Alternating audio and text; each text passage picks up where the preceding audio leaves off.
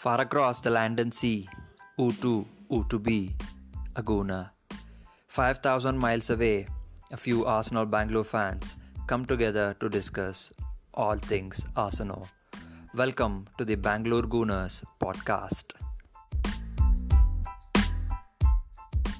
Hey guys, welcome to the Arsenal Bangalore podcast or Bangalore Gooners podcast rather. It's been a while since we spoke, since we all met.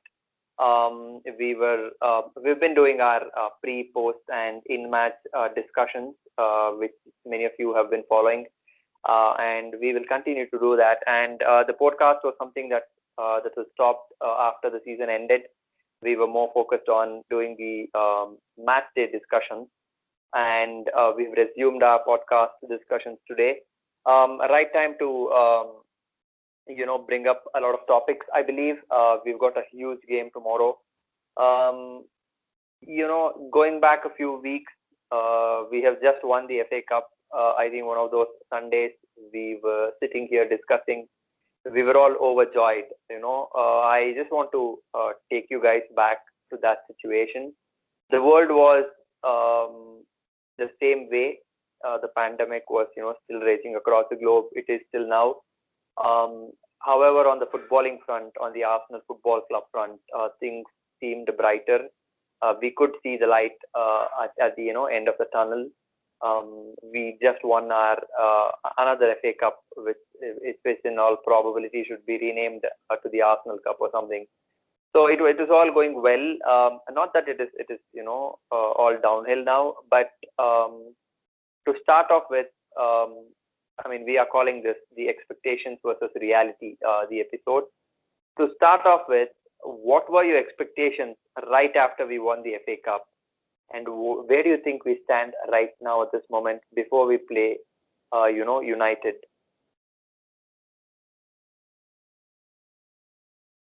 I'll take that up first. Again, expectations were not as if we're going to come out into the new season going to go win the league. But expectation was that we're not going to get battered by the bigger teams away. And maybe that was seen in the matches, the way that we played, because looking at what happened after the lockdown, it was mainly Arteta's focus was mainly to make sure that we shore up our defense and not go ahead and commit too much or concede a lot.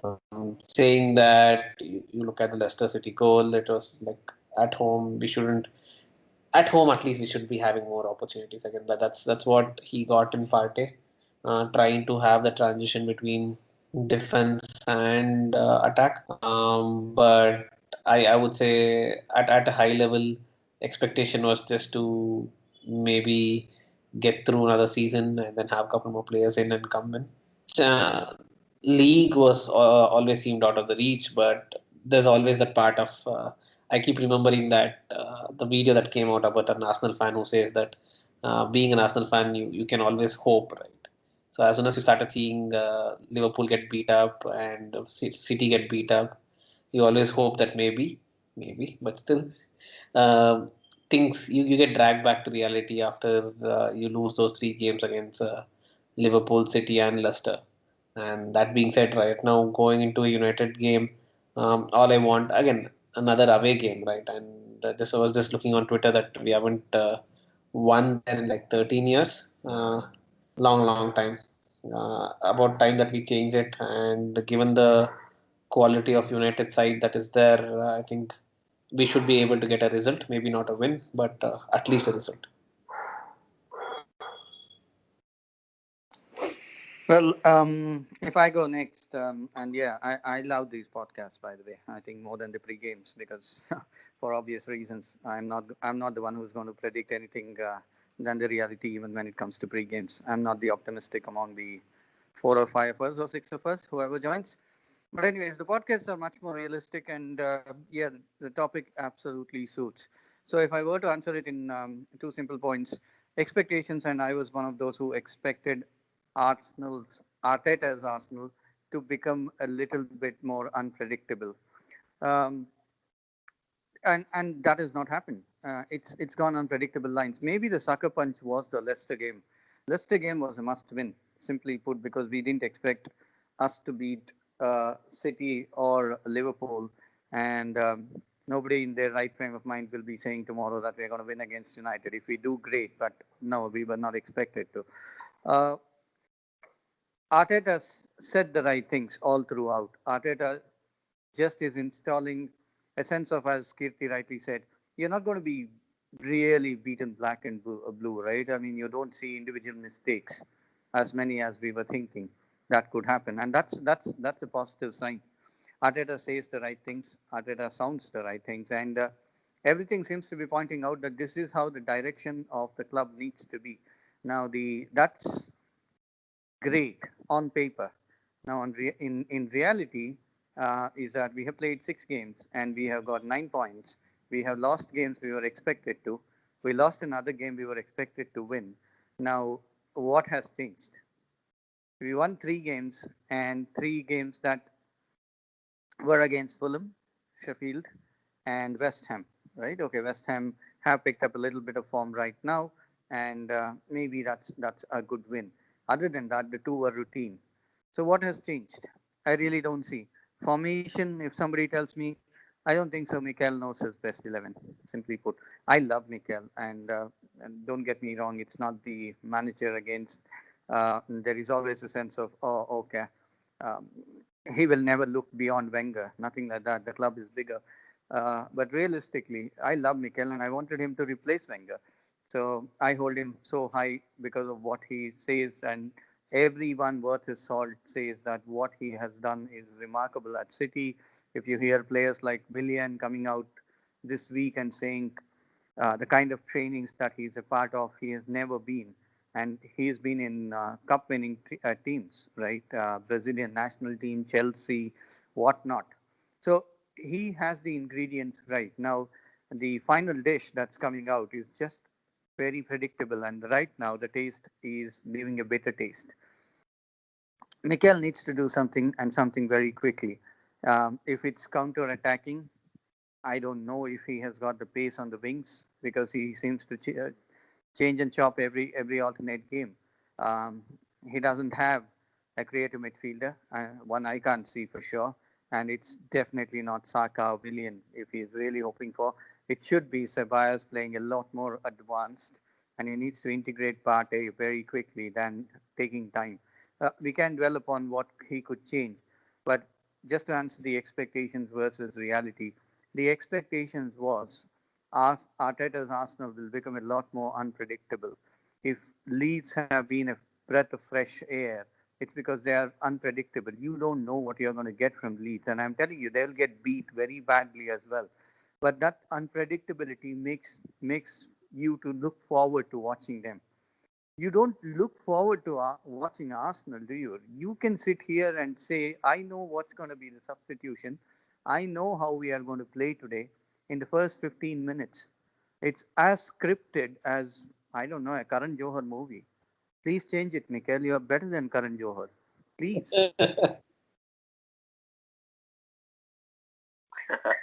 Yeah. Um, I mean, before the other two guys answer, I'm just gonna change it a little bit. Jomi, when we won the FA Cup, we sort of beat all the big boys. We beat City, we beat Chelsea, and even in the league, I think we beat Liverpool, and all that. So at that time, there was this confidence, or the way we were playing.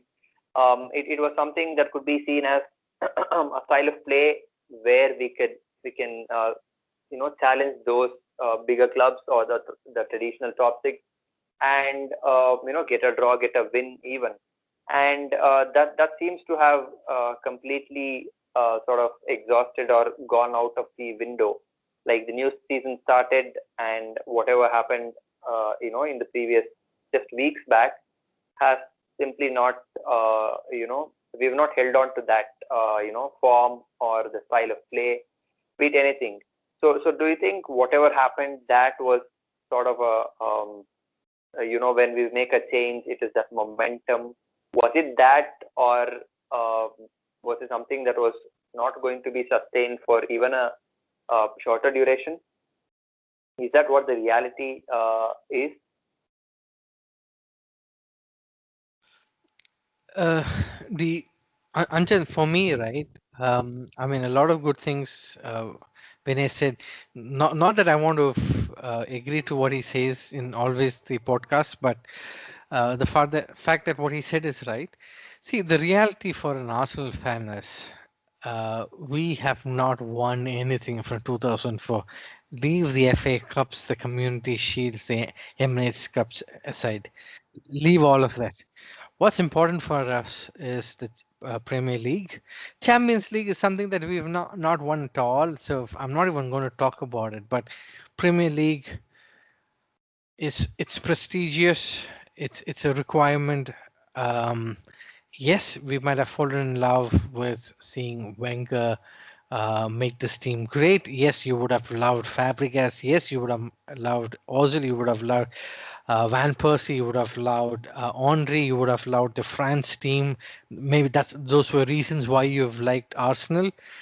But in football, the reality is you want your team to succeed. Now you could be a fan who's happy with these FA Cups, I mean, there's no harm in winning trophies, because any trophy that you win, even if the Carling Cup, right, whatever that's called these days now, um, it's a trophy, and it takes a lot of effort to actually win a cup, and not every club can win it.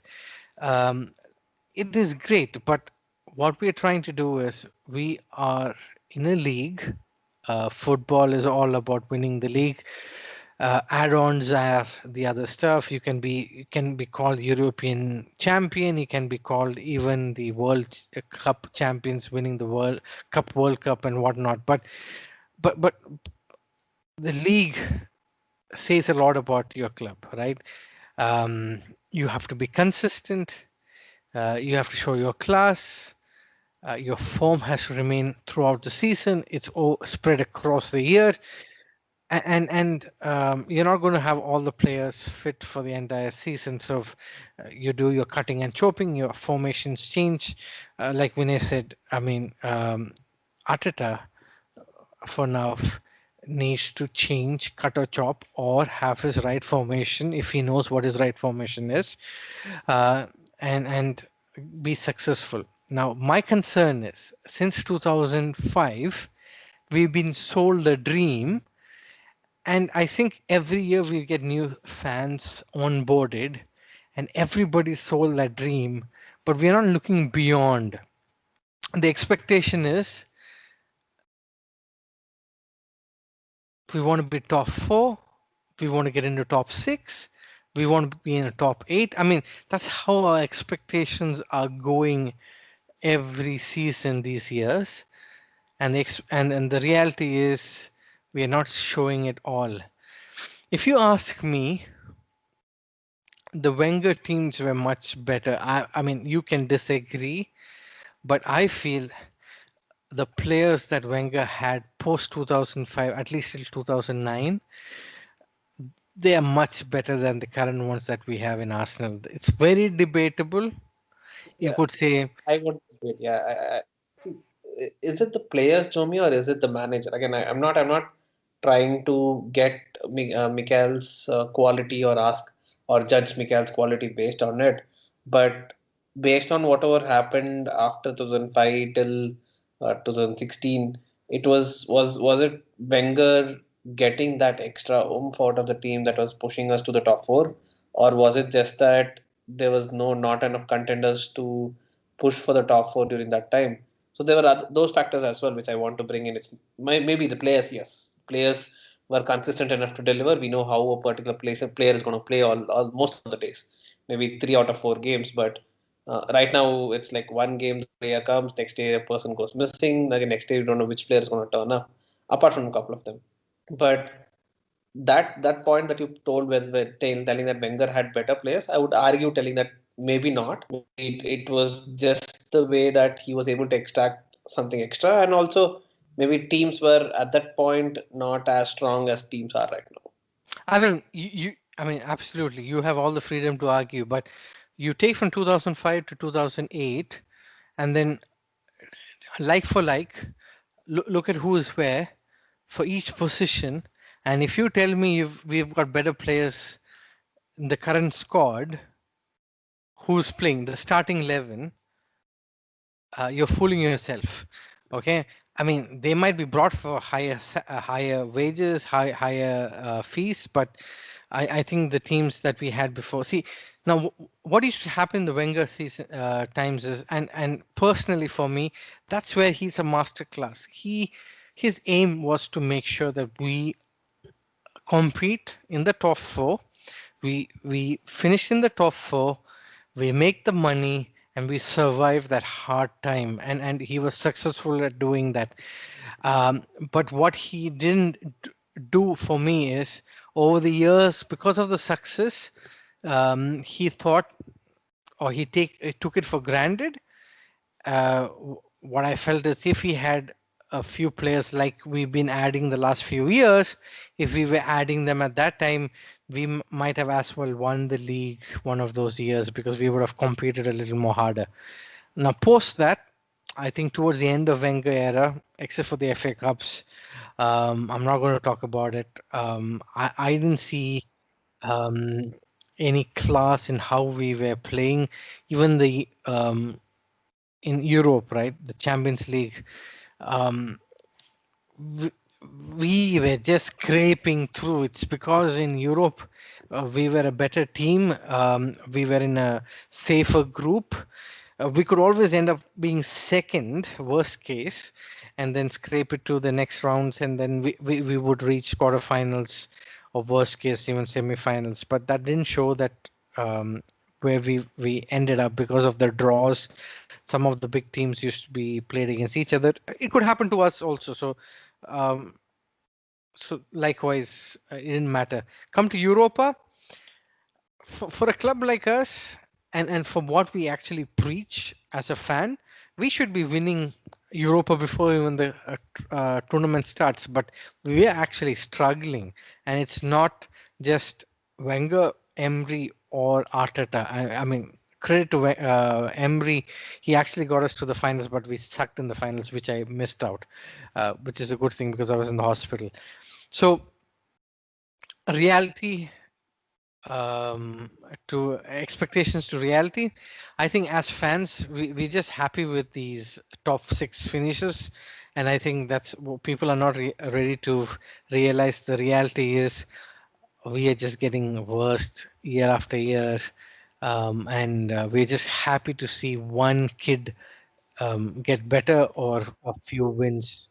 Um, I think I took a lot of time, but Anjan, I'm just disappointed. I mean, when you talk about reality, reality is we don't do as we claim we are as a club. Yeah, I think I echo that last statement when you say disappointed, because look, I'm gonna talk as a neutral perspective. I don't want to take the for or against side, but I echo that sentiment. Disappointed is because we come from a place where we were sold. Um, I wouldn't say dreams, but we were told that we would be winning things the way we are playing. We saw that actually we beat the big boys. We also made promising signings. We might not have gotten everyone we went after. So Ankur, I want to bring up the point where the one thing that we were missing is sort of we were winning against all these smaller sides, and against the bigger sides it was a big letdown. And then we started putting up fight instead of losing 3-4. We used to lose, 1-0 or 2-1, things like that, where we did put up a fight, decent performances, but the result did not go in our favor. So keeping all that in, I mean, those things, do you think, are those honorable defeats sign of improvement? Are are those results a step in the right direction towards the reality? I mean, towards the expectations that we were set, or is it far away from the reality? See, one thing when we are talking about the honorable defeats, I think that is only the couple of games. If we just take into the last season post the Arteta period, even if during the Unai period we were just losing left, right, and center. So, having said that, yes, it is kind of a positive, but I'll just, as you mentioned, that I'll just echo to what Jomi said. My expectation versus reality, honestly, I am not disappointed that much because I never expected us to do well, to be very honest. I mean, if we can go through a couple of our pre-match talks or previous podcasts, although after winning the FA Cup, I still felt that we were not good enough to finish the top four. uh, Again, the situation there can be many reasons. There can be that we are playing so poorly that me as a fan I'm not even expecting, or it's the reality so that we are not good enough.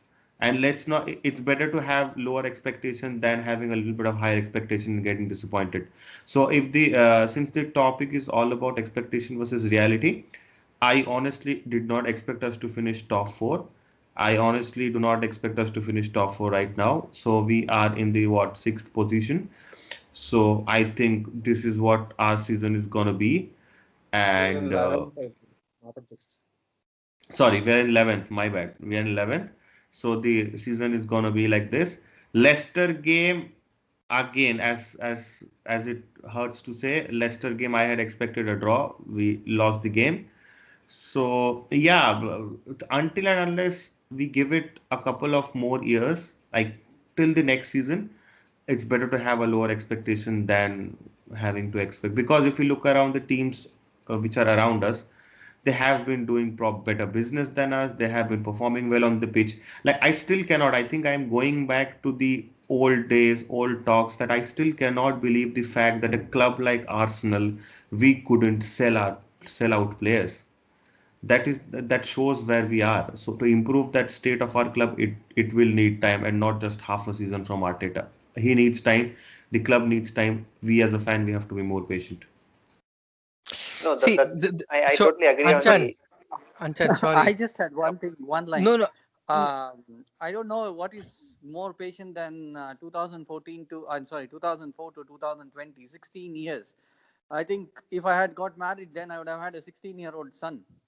So for heaven's sake, you can't accuse fans of not having patience. No, when patience, I meant to say with Arteta per se, not as a whole, but yeah, if you're talking about only the Arteta era. Is it simply because it's Mikel Arteta in a professional footballing world Exactly. currently, including Zinedine Zidane to Maximano Allegri, whoever you bring in at Arsenal or at Exactly. any top club, the expectation is you need to deliver results within, let's say, 2 seasons. I think first season is a pass. Second season, Mikel is going to be judged the same way as you would have judged an Exactly. Allegri, or you would have judged Jose Mourinho, whoever you would have got here. See, this is where I have a problem with a lot of people because you are not giving the same yardship yardstick to people who coming to manage the club. Because if you don't like what Emery did, you should have the same thing for Arteta. Just because he's a likable character, not like Emery, just because he can win over by his talks, he shouldn't get this extra day if he is not delivering. His deliverables are to make us competitive. Nobody's asking him to win the league. I mean, let's be very honest. If I'm going to ask Ateta needs to deliver by winning the league, then I'm stupid. I don't know. I don't understand football. All I'm saying is, have you fixed the problems? Because what I see with Arteta is he's still trying to figure out his starting 11, and I think Emery for 1.5 years he was doing the same thing. Is that a problem with the managers coming in, or is it because of the personnel that we have at Arsenal? And if it is the personnel, get them off and get the ones that can fix us. But we're unable to do that too, right? We're unable to get the personnel No, off. I mean, let's be honest. If you're hinting at the names that you are suggesting, okay, let's take the names. If it's Ozil was anyway not a part of the plan. Right. So we are not even worried about, okay, who are we trying to shift out then? Who is sitting on the bench like an elephant in the room? I don't think so anyway. Socrates, we tried to sell out He was Socrates. We never going tried to to be a sell out. part of the playing 11, right? When did we Simple try to question sell? is, Yeah, Yeah, simple Socrates was question is part. There were who rumors is going You around you that. see who you is can't our you best no 11? Can you name our best 11? According to Arteta, we bought the one person who we all had a huge hope for, and we were willing to send that person on a loan to a championship club. I'm talking about Saliba. Isn't that a failure of recruitment? Isn't that a failure of what the heck are these guys doing? Potentially, we named him as the next Rafael Varane or who not, and then we were willing to sell that guy to a championship club. There is something basically wrong there with Saliba. It's not Socrates that we need to worry. He was never going to be a part of the discussion in the team meetings wherein he was not going to be considered at all. Why are we not playing Saliba? What is wrong with him? Have we known that? You can't tell me we bought him as just a fluke. Does he have an injury? Remember Podolski and that surgery that was always delayed because he wanted to play that World Cup one last time. And we knew the surgery was delayed by that is known. Saliba is young. He had a knee surgery. He had an ACL, whatever. So why did we buy him then? If we did so much, and Arteta cannot accuse that this was not his signing or Edu's signing or Kia's signing. I don't know who is signing at Arsenal really. No, Saliba was Unai's signing. No, he Saliba was was so bought. nice. Oh Yeah, he God. was bought I last mean, season, right? And he was sent out on loan in.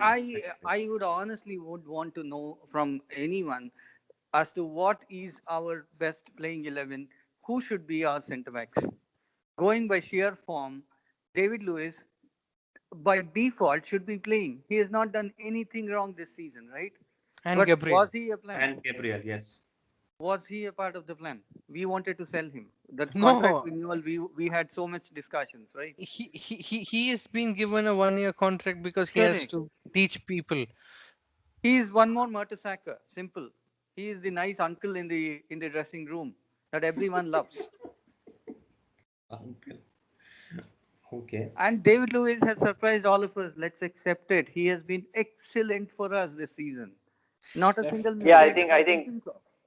yeah. I mean, not deviating too much into individual players. If you ask uh, anyone what are the expectations from the manager, uh, that will translate into us asking questions like what are the expectations from the players. Yes, we might not have recruited all the players that we have targeted, but we have a big squad. We've left out players as well. We have that bigger squad now. I mean, technically we can name only so much, so we have that number now. And is it that I mean, are those players not good enough? Or when you see clubs like Leicester, with all due respect, I mean, a few years back we would be not even using all that word. With all due respect to them, they are punching above weight. So when you put 11 players on paper from Arsenal versus 11 players from Leicester, you would argue, you would banter, you would debate with strangers on the internet that Arsenal are better. Arsenal have a better 11 on the paper, but that's not getting translated on the pitch, right? So is it a failure of the players, or is it a failure of the manager to bring out the best from the players? I mean, Yeah, so just I can before that, I I just want. sorry, I just Kirti. wanted to add on to your point. I just wanted to Yeah, add on to your point. Yes, we have to evaluate Arteta the same way we would evaluate Emery. Like there's no cutting slack, and it reminds me of something that you brought up maybe in one of our pre-match discussions. Is that wouldn't you want to have the same way of how a Chelsea manager or a City manager would come, where they were bringing in new managers every 3 years and they were winning a league and going right? yeah. So I wouldn't mind that as well. I wouldn't mind that at all, because if you're going to tell me that there's going to be a huge shuffle of players and manager in and out every 3 to 4 years, and if you're going to win the league in every 3 to 4 years, I'll take it blindfolded. I would sign whatever I need to sign. So that being said, yes, we have to be as harsh as we were to Unai with regards to the performance and things like that. And looking at it, yes, it's been up and down. But again, we are expected to give him time. Let's see how much time and how much patience people have. because I already started seeing a few people coming up with Arteta out in the last match itself on Twitter. So Yeah. No, no. I So don't think so. Right. Go on, Jomi. After that, you. no, no. So I was saying, see, that is never the answer. So I mean, in or out is never going to solve our problem. So, um, so Anjan, I mean, your question itself is wrong. I'm sorry when I say that. Why? Because Leicester has won a league title in the last few years' time, and Arsenal is not, and they have only done better to that club with the players that suit their style of playing and what the manager wants, not any available player with a price tag to make a statement. So we see a football club is not all about selling jerseys, okay, and having crowds coming in. So if that is what anybody's idea of a football club is, it will work. There's no doubt about it. But there is going to be an expiry date to it. Liverpool, right? People forget the fact that they did not, what do you call, they did not do good for so many years. I think they had better teams than the teams that they have today, and they were not doing good.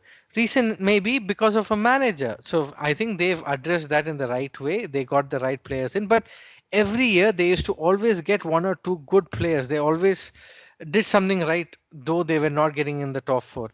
I can be asked, um, didn't we do the same? I mean, that's where my problem is. I don't think we did the same. When we wanted a center forward, we signed a defensive midfielder. When we wanted a defensive midfielder, we signed a center back. When we wanted a right back, we signed a left back. And this has gone on for years and years and years. Yeah, And and no, no, and everybody's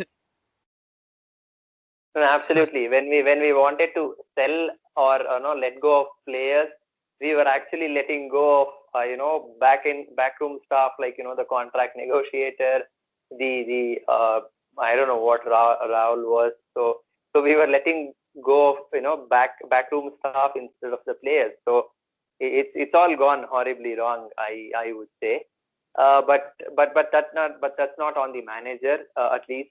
And I mean, that is what we will be focusing on. So we've done all that. We have He had half a season to acclimatize to whatever scraps were left behind of the previous manager, and I totally agree that we should uh, measure him with the same yardstick. I'll be brutally honest, I was not. I was totally against the kind of football that Emery was playing and the kind of results we were getting. And it was all like a dream when Arteta took over and won us the FA Cup. I was all like, wow, he is so much better already. And then again, we are, shaken up from our sleep, telling that you've already lost 3 games this season. And that was one of the main points that I wanted Arteta to address. Not lose to the big teams by a big margin, and at least try to win. Win few of these games. Could we have won against Leicester? Yes, maybe. Could we have done better against City? Yes, maybe. But that's not happening. So is the manager failing to bring the best out of the players? Is again my question. And if that is so, and if we continue to argue that he'll still not be able to figure out his best 11, how long do we use that as an argument until the results come our side? This season, maybe. Uh, Towards the end of the season, if we still see that Mikel is still trying to figure out his playing 11, towards the end of the season, if you are still listening to the news that there are 3, 4, 5 players who needs to be shelled out in order to have a playing strong playing 11, then yes, there is some problem. I just had a couple of because the problem, longer points. Sorry, Kirti. yeah, go Just two things in terms of what we were talking on the last point. But just to answer your question, uh, Mikel is a terrific coach, uh, player management coach, excellent. But as a team manager, that's a difference. Anyway, we're not going to get there. He is the right man for Arsenal. There is absolutely no doubt, because anyone better than him is not going to come to Arsenal, and there are very few better than him. And I'm not saying this simply because, oh, okay, he did it at City uh, with Pep and a blank check. Not that. You can see what he's trying to do. You can notice that it's not coincidence that some of the best players have mentioned that what he is and what he's trying to do is, if not revolutionary, but extremely meticulous. He is the right man. We have to give him the 3 years that we all, I think, almost agree. And simply because whoever is going to come, and if it's a short-term replacement for him, it's not going to work. This is the same question, because we are in a rut. But more importantly, I think the expectation reality point is there are two ways of winning football games. You are so good predictable that you're going to win. The likes of the Wenger teams, you know that they were only going to play in a certain way. Anybody would say, and they will still win. Almost Wenger won about 70% of his games. I mean, he didn't lose 70% of his games. That's outstanding. Or you become unpredictable, like say the Leeds or the Sheffield Uniteds of last season, or if you just go back a little bit, a disastrous ending, but still Blackpool. The first 6 months, they were when they came out of the championship into the Premier League, they came and beat us at the Emirates. So you either become so good, predictable that everyone knows what you're going to do, but you're not going to beat them like what Liverpool have achieved now. The front three, like they have, it is it the best out there? Arguable. I mean, but you know how good they are going to be when all three get together, right? And unpredictable. Everyone is raving about how good Leeds have been, is because you don't know what the Aston Villa game. First half, Aston Villa should have scored a couple, and you don't know what the scoreline could have been. But Leeds did not change anything. They just went, allowed Villa to have all of that. One day they are dominating games, the next day they are playing the counter attack. There is some unpredictability. You don't know. Arsenal are caught in between. What is Arteta trying to do? Is he saying we are going to be a counter attacking team? It's just not there. The right wing is non existent. He just doesn't have a right wing. Everything is predictable on the left hand side, and it's only going. And then people cry over here as to why we don't play Aubameyang to the center. Aubameyang is going to be lost at the center. It's as simple as that. He has no service. He's got to have service behind. There's no way he's going to get that without a creative midfielder and number 10. And we don't want to dwell upon the players, but either become predictably very good or you become unpredictably dangerous. We are neither. We are the same old script. As I keep going back, we are the same old script.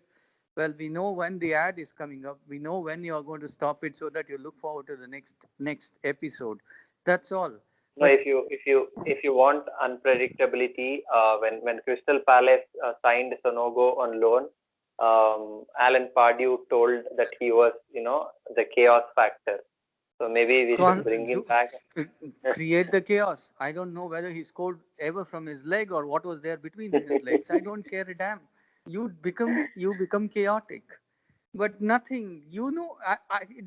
Tell me any one of you guys here on this call, you will not be able to predict what's going to happen tomorrow.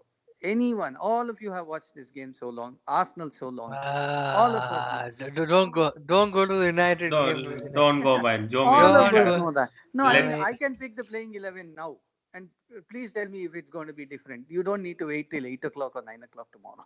That predictable, please. That don't become that, Mikhail. We need to be better. seriously, Vinay, you are going to say this after the Leicester game where we are playing Willian as false nine. You think we are that visually predictable? No, we are not. Willian You, played false nine simply because Aubameyang decided I don't feel interested to play today. yeah. Didn't So that even is touch the ball. something. That is something which you predicted. No, right? You might see something similar That is tomorrow. the That problem. David That Lewis is the might problem. play You in are center. you are we are allowing this to get on and on. There is no predictability or unpredictability. Willian played false nine and then he was hauled up second half. How? Where is the system?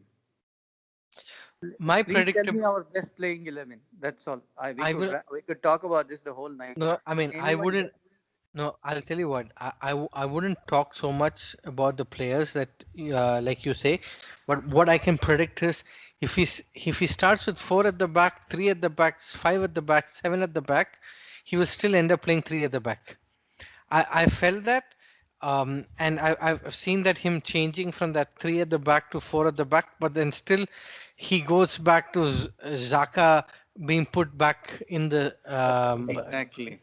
two Now, players so that he Jung, you gets tell that cover. me the two most improved players. The FA Cup final was the reference was Ashley Maitland-Niles and Bakoyo Saka, right? Let's be honest. Why don't they get game time, whereas you still want to play over and over again Willian? Is it because you are saying that Willian will make lesser mistakes? This is where my problem is. You Yeah, have to allow them to make a mistake. I mean, I will You end play with that. Xhaka as you're literally your sweeper Yeah, centre back. I mean, Vinay. So only on that topic, right? I will just end with that saying, though I hate United a lot, what Ole is trying to do or what he's been doing, you gotta appreciate the man that he has got some shit kids Yeah, with him, but he's persistent in getting them to play irrespective of the result, and they're actually playing well, right? true.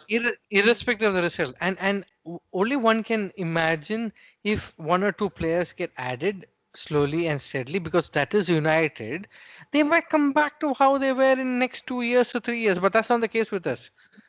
We are cutting and No, chopping. that's the only thing, right?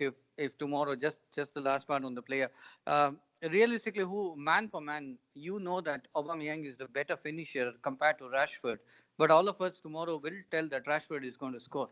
We may not say Aubameyang is going to score. How is that in footballing terms possible that a player who is more likely to score, we are saying that there is lesser predictability of him scoring? It's simply because, as you said, persistently, right or wrong, there is a system that has been devised by almost all clubs now, except Chelsea, because they are crazy. They don't have a clue about what they are doing. Other than that, I think every team says this is how we are going to play. Arsenal, that's my only thing. We don't know that still. It's very much 6 months. I get it. Last December was when, or now it's a year. I should this calendar this year should be cleaned up seriously. Yeah, it's a year now since Arteta came in, but I don't know what is he trying to do. I love whatever he's trying to do, but I can't make out what he's trying to do. Vinay, just to add on to your point, right? Again, with regards to mentioning that when Arsenal was playing, we knew what style we were playing, and one more point to that was mainly that during that time we had Champions League, and at least the changes that would happen midweek to the weekend was basically like two players. We would not change like four or five or six or seven players where they come in new. Right now, these guys are playing just what all the main guys are just playing maybe uh, one game in a week, and then remaining come on as subs. Is that hampering our understanding of what is our top 11 or our first 11? Because when we actually had Wenger play the same team, most of the same team, only people that we would end up changing was our left back and wing and a right back, mainly because of the amount of running they used to do and because of the style we used to play. So that us not having to play sticking to the same 9 or 10 people or even 8 people in the same in the top 11 is affecting us and hampering us because every midweek we go, we have a new start. We don't know who's playing. We don't know whether it's going to be a new 11 that's starting again. So this part of having Arsenal A and Arsenal B is not letting us settle down with regards to what we need to play because when Wenger used to play, we used to play the best team that we could ever have on midweeks as well as in the Premier League. And So, now so these No, guys very fair point. Very fair point, and I are think I agree. But Wenger was accused, remember, Kirti, saying like you're overplaying your playing. players. You don't try out anything at all.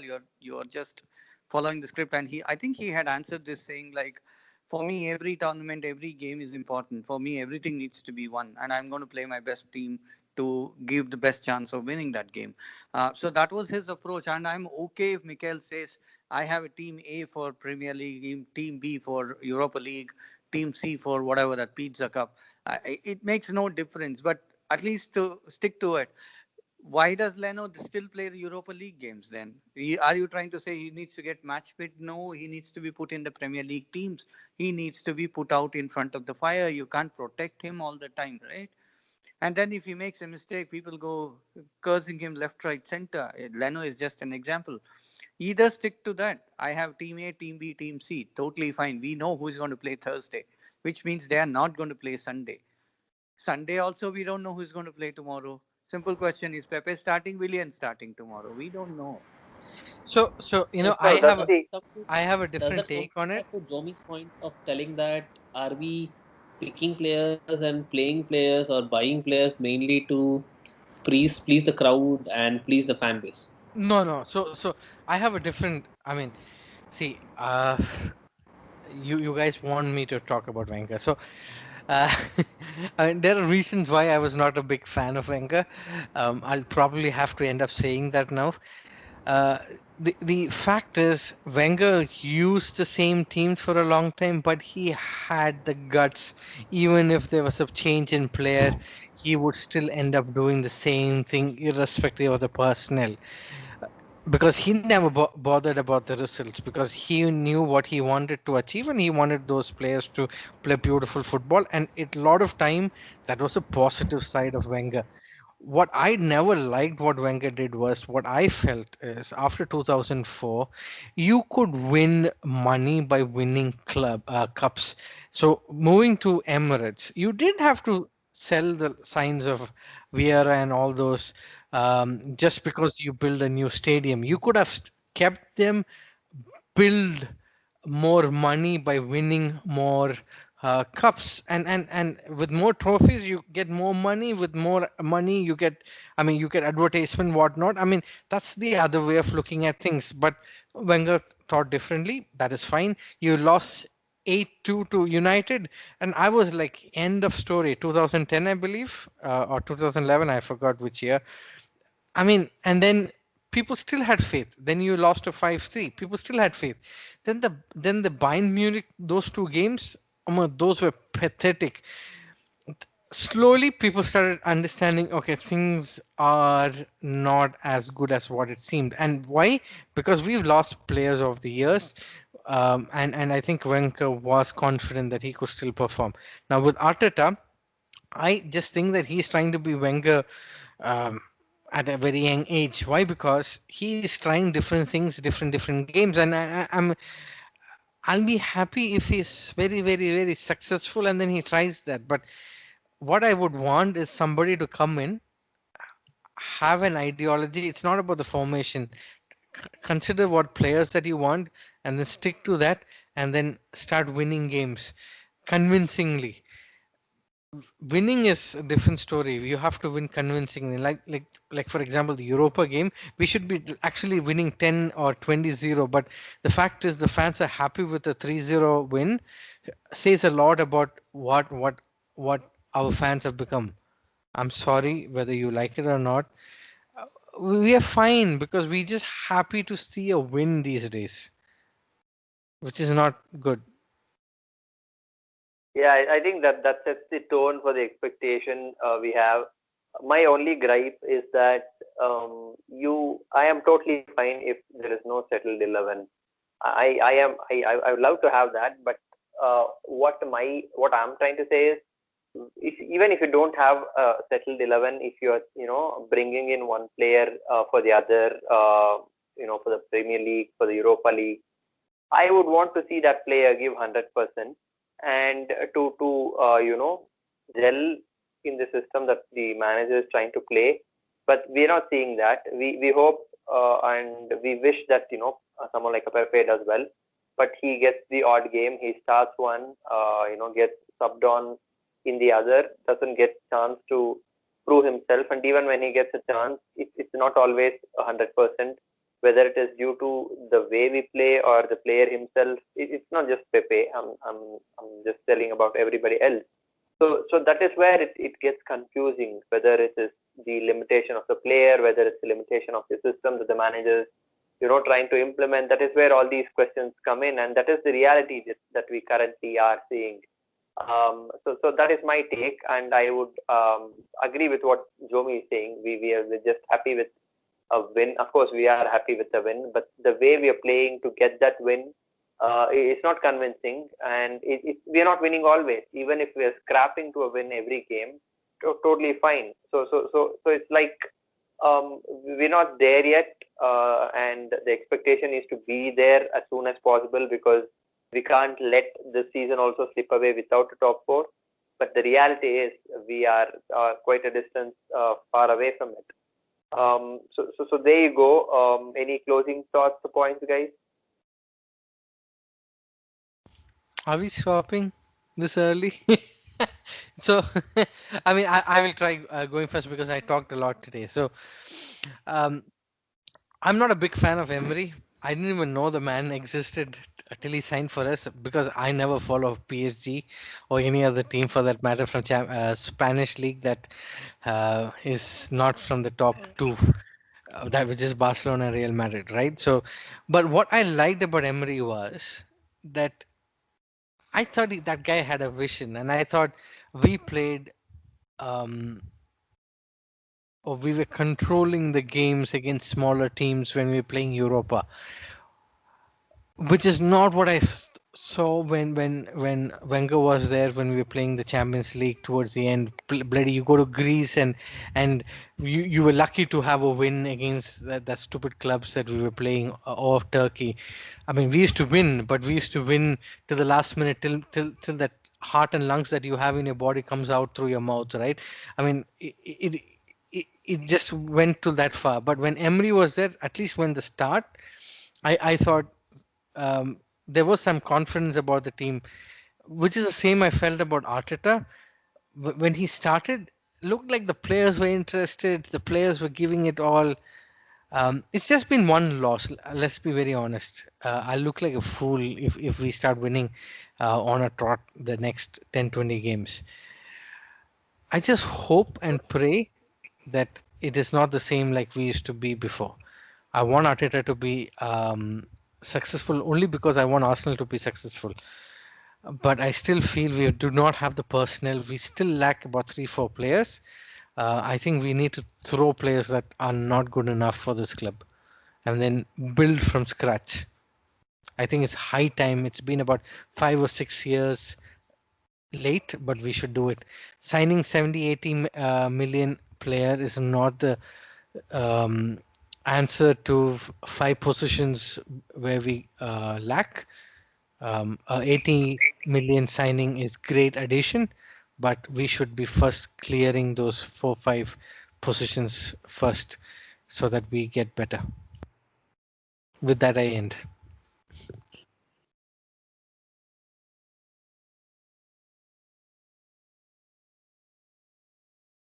I think that's mainly it, right? Our expectations are always going to be high as fans, and hopefully we just keep hoping for things and things come out. But again, every now and then we get dragged back down to reality, and we start seeing what we need to do. But I don't see the players that we need to clear out until next season, after their contracts are closed.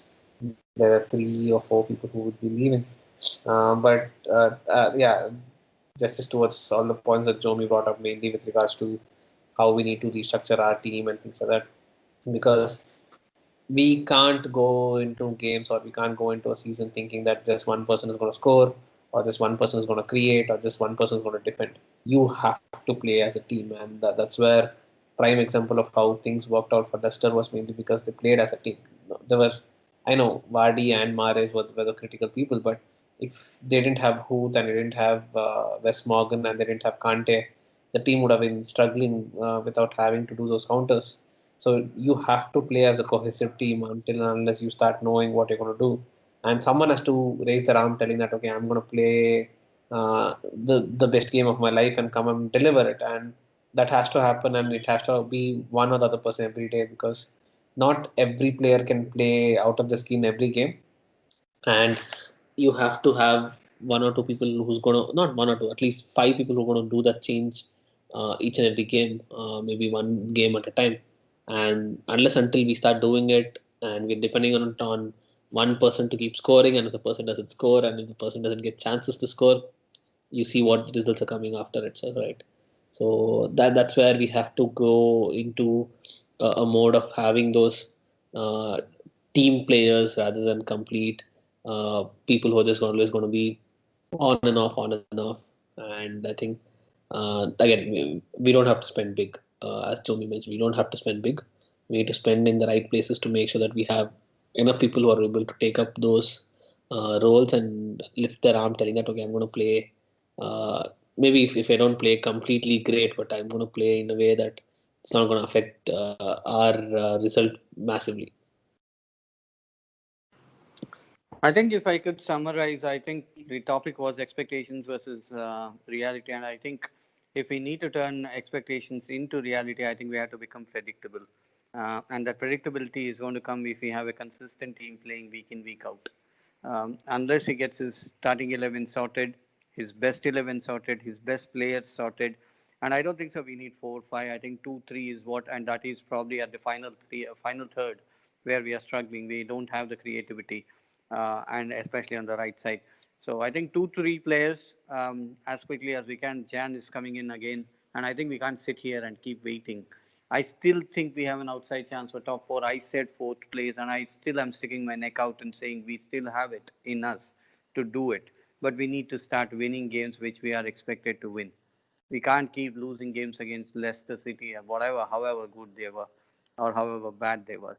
And tomorrow as well, you should just say to yourself and the team, how much ever, whatever it takes, you are not going to come out of that pitch with a loss. You should go to win, if not draw, but don't come off that pitch with a loss. You should have that attitude. I think the biggest ailment that we have had for years and years is the attitude on the pitch. We don't have fighters. We have good, nice people out there on the pitch. If you allow them to play, they play well, but nobody is there to give free lunch. So I think that's what expectation versus reality make it predictable, and we still have a chance. Fourth place at best. Yeah, absolutely. I mean, we are far away from the reality. We all do agree, I guess, and we all have conflicting thoughts, conflicting even expectations, because the other day the other day on the WhatsApp group we saw, I think it was Varun or someone who was very happy with the FA Cup win. So it's all good for a few. It's not great for some. But the expectations and the reality are very much distorted, and we hope to get things back in line. And there's no better way to start tomorrow with the game we are having against the team that we would really want to do well against, given the circumstances and the history. So there you go. That was the Bangalore Gooners podcast after a while. Thank you guys for joining, and thank you for listening. Do tune into our pre, post, and in-match discussions. This is Sanjan signing off. Thank you. Thank you, guys. Come on, Jonas.